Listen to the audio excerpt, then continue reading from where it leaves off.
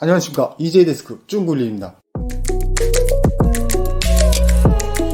자, 오늘의 소식은 이란과 그러니까 미국과 이란의 현재 일촉즉발의 이런 상황에 대한 이야기를 준비했습니다. 자, 미국과 이란이 사이가 계속 안 좋았죠. 오바마 정부 말기 때 핵 협상을 통해서 좀 화해를 하는가 이렇게 싶었는데, 트럼프 대통령 취임하자마자 바로 또 이란이 무슨 핵 협정을 위반했다 이러면서 혼자 탈퇴를 해버렸죠. 이 이란 핵 협정은 미국과 이란 단독으로 한 게 아니라 서구 사회들, 미국, 그 다음에 영국, 프랑스 이런 서구 사회와 이란의 협정이었는데, 나머지 국가들은 가만히 있는데 미국 혼자, 그러니까 한마디로 트럼프 혼자 탈퇴해버린 거죠. 그러더니 지금 이 상황까지 와버렸는데, 이 상황까지 오기 전에 왜 미국이랑 이란이 이렇게 사이가 안 좋은가에 대해서는 굉장히 역사적으로 좀 깊게 들어가야 됩니다. 한 100년 전부터 그 역사가 시작된다고 볼 수 있겠는데요. 그거에 대해서 이제 짧게 얘기를 해드리면, 이란은 1925년 영국의 후원을 받아서 팔레비 왕조가 들어섭니다. 그러니까 영국의 후원을 받아서 왕가가 만들어졌으니까 당연히 영국은 얻을 게 있겠죠. 영국이 얻을 건 당연히 석유밖에 없겠죠. 이란에서 석유가 나오면 그 이익은 영국과 그리고 팔레비 왕조가 서로 나눠 갖는 그런 형태. 그러다 보니까 이란 국민들은 자국에서 석유가 나오는데도 아무런 혜택을 입지 못하고 계속 어떤 가난하고 좀 힘든 그런 삶을 살 수밖에 없겠죠. 그러다 보니까 1950년대 51년 모사데크라는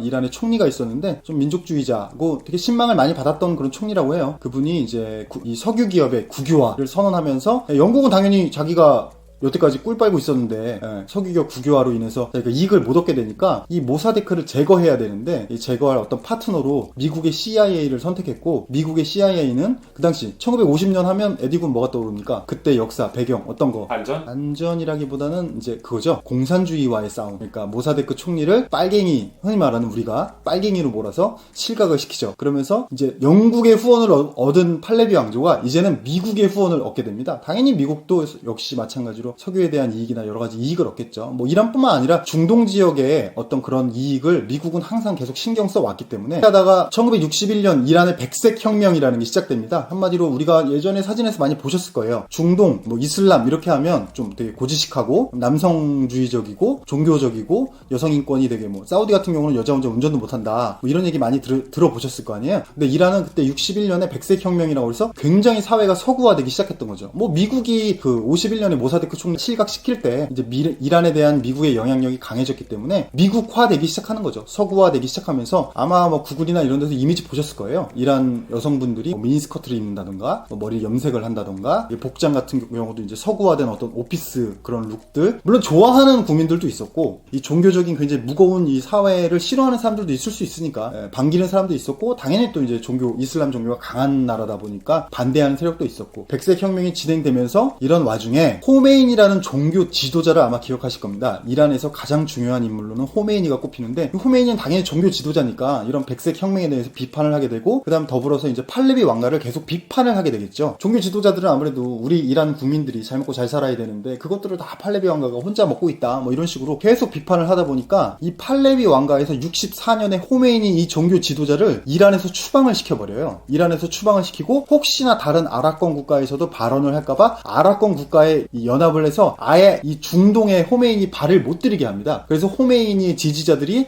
프랑스에 거처를 마련해서, 호메이니는 프랑스로 가서 프랑스에서 서방 언론을 향해서 이 팔레비 왕가에 대한 어떤 나쁘다 이런 것들, 그런 부분에 대해서 계속 언론에 고발을 하게 되죠. 그러면서 전 세계에서 이란의 어떤 현실에 대해서 점점 깨닫게 됩니다. 사실 예전에는 이제 잘 몰랐을 텐데, 호메이니가 프랑스에서 계속 서방 언론에 대해서 얘기를 하다 보니까 전 세계에서 이 팔레비 왕가 이란의 현실에 대해서 알게 되고, 이란 국민들은 시위나 정부에 대한 단기를 내세우면서 점점 어쩔 수 없이 팔레비 왕가는 이제 망명할 수밖에 없게 됐죠. 그때가 1979년이고요. 팔레비 왕가가 이집트로 망명을 하면서 호메이니는 15년 만에 이란으로 귀환하게 됩니다. 그래서 호메이니를 필두로 해서 이란 국민들에 대한 전체 투표를 통해서 이틀간 98%의 찬성으로 어떤 새로운 혁명, 이슬람 혁명 그게 시작됐고, 새로운 정부를 구성해서 더 이제 잘 살아보자 이렇게 하려는 찰나에, 그 바로 옆 나라는 이라크가 있죠. 이라크의 지도자는 우리가 다 아는 사담 후세인이었고, 이라크는 여기서 또 이제 종교적인 얘기를 해야 되는데, 이란은 시아파입니다. 시아파. 그 다음에 이라크는 수니파가 대세는 아니에요. 수니파하고 시아파가 섞여 있는데, 어쨌든 후세인은 수니파였죠. 수니파의 대장은 사우디, 시아파의 대장은 이란.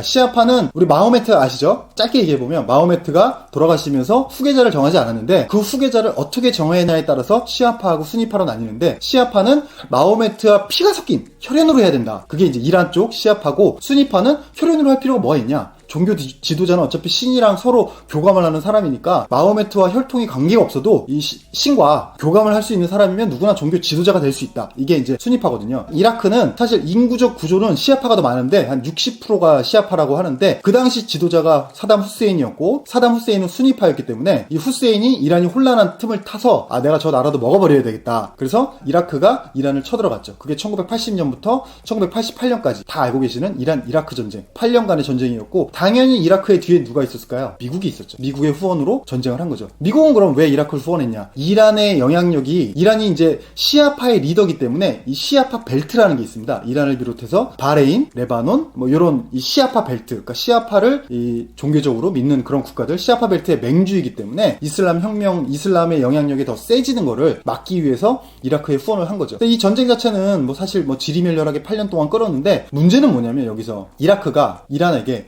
화학무기를 사용했습니다.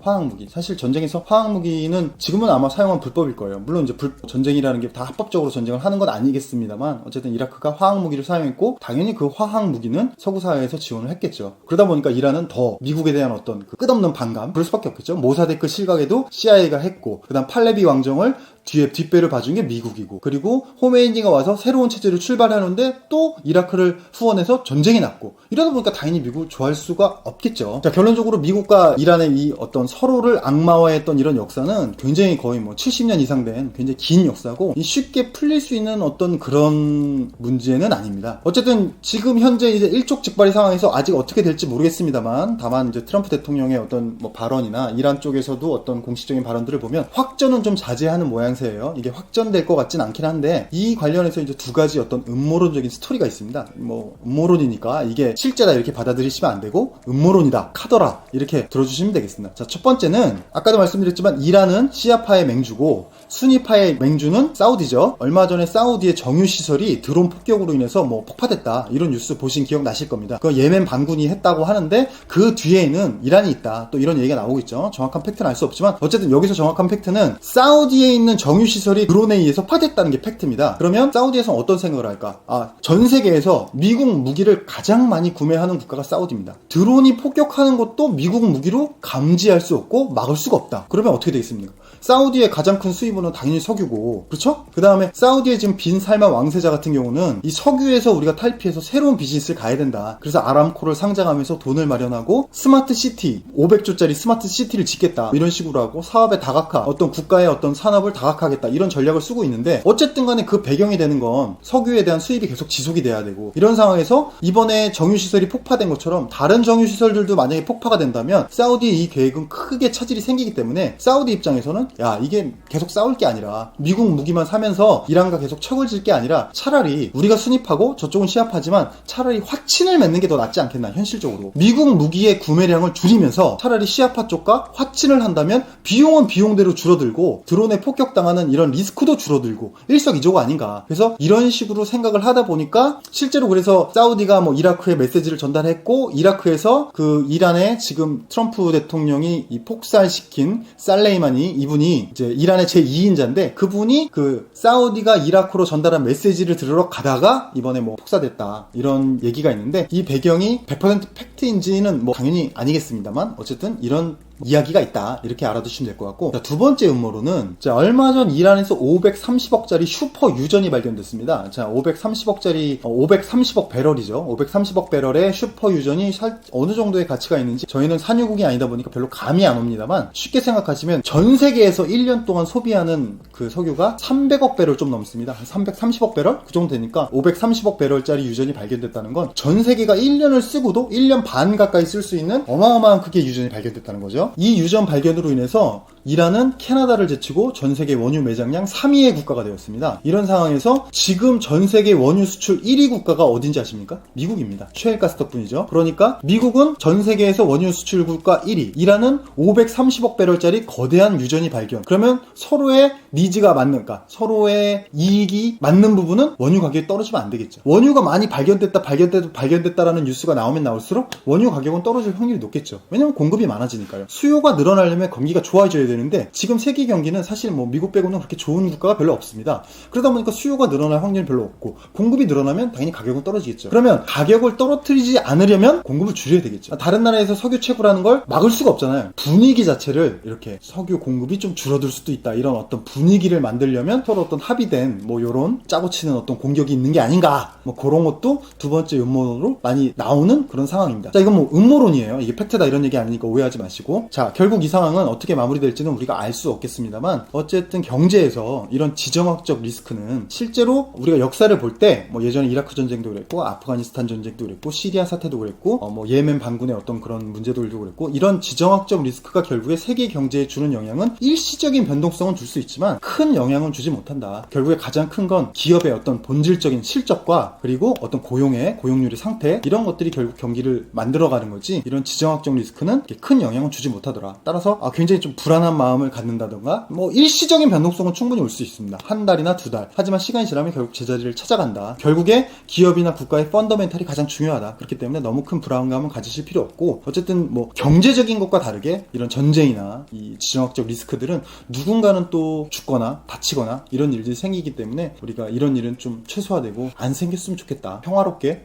피스. 자, 이제 오늘 미국과 이란의 현재 상황에 대해서 짧게 예전 역사부터 왜 둘이 서로 사이가 안 좋나, 그거부터 어떤 음모론들까지, 그리고 앞으로 우리가 어떻게 해야 되는지까지, 그렇게 크게 경제적으로는 걱정하지 않아도 된다. 하지만 인도적으로는 우리가 한번 좀 이런 일이 없어야 되겠다, 이렇게 한번 생각해 볼 만하다. 그렇게 말씀드릴 수 있겠습니다. 알겠습니다. 자, 오늘의 이제 데스크 마치겠습니다. 여러분 안녕. 감사합니다.